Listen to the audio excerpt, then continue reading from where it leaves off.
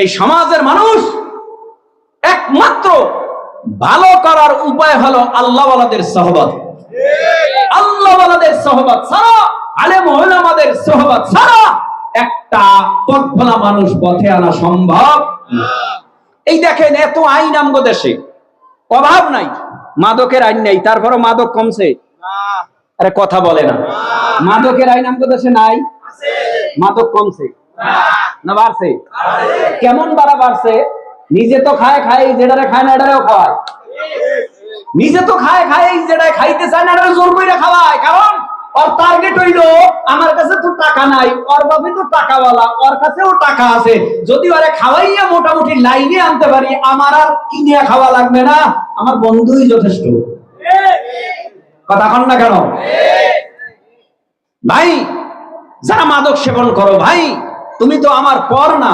যুবক, তুমি তো আমার পর না। তরুণ, তুমি তো আমার পর না। তোমার ভবিষ্যৎ আছে। তোমার বাবা মা জমিনে বেশি দিন টিকবে না, থাকবে না, তুমি বেঁচে থাকবা। তোমার জীবনটা কি করবা তুমি? তোমার জীবনের তো অবশ্যই একটা সুন্দর জীবন গঠন করতে হবে। তোমার জীবনটা গঠন করতে হলে তোমার অবশ্যই মাদককে পরিহার করতে হবে, মাদককে লাথি মারতে হবে।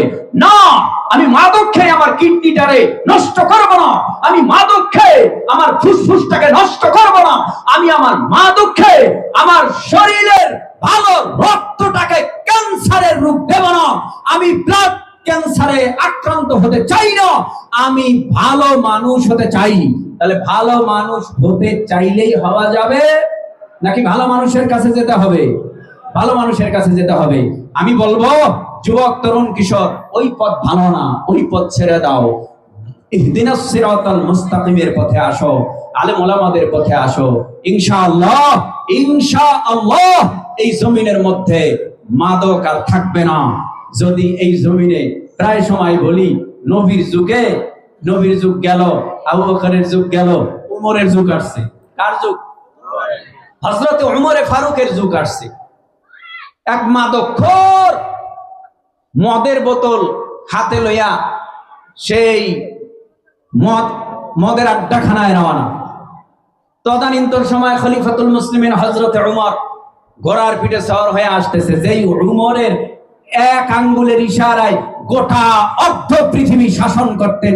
বেঈমানরা টের পাইতো উমরের সাথে, তো উমরের কোন আইন তো অমান্য করলে আর বাঁচার উপায় নাই, যেখানে সেখানে ব্রেক করে দিবে, আমাদের উপায় নেই। হঠাৎ নজর করে তাকায় দেখে, ওই যে রাস্তা দিয়া উমর আসতেছে। মদখোর কি করবে, উপায় নাই, আজকে উমরের নজরটাও আমার দিকে ধরে গেল।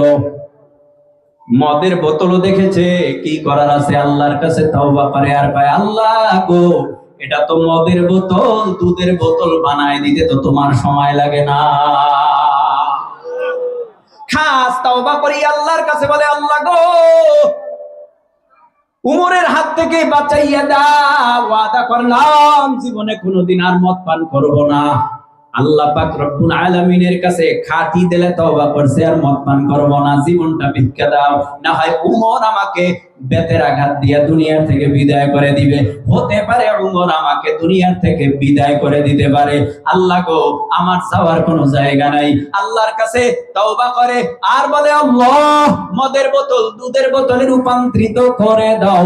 আল্লাহ পাক দোয়া মঞ্জুর করিয়া এবার আমার আল্লাহ নিজে জানায় দেয়, ও বান্দা, তুমি তওবার নিয়াইতে তুমি আমার কাছে হাত বাড়াইছো, হাত দিলা, আমি আল্লাহ নিজে খুশি হইয়া তোমাকে উমরের হাত থেকে হেফাজত করলাম না, শুধু আমি আল্লাহ জাহান্নামের আগুনের থেকেও হেফাজত করে দিলাম।